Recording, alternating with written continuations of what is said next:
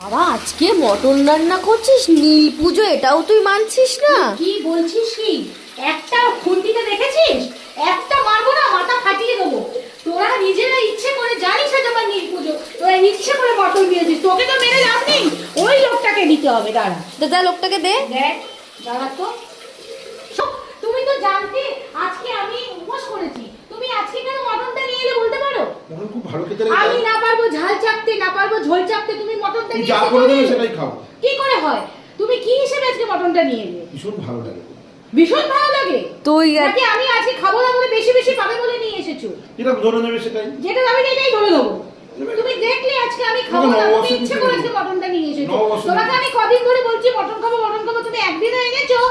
তুমি বেঁচে খুঁজে আজকেই এনেছো, যদি আজকে আমি খাবো না। মুখটা দেখ, কালকে 4 পিস রেখে দেবো, রেখে দিয়ে ওই 4 পিস ফ্রিজে রেখে দেবো, তারপরে আমি ভাত করে খাবো। তুমি কি ভাবছো সব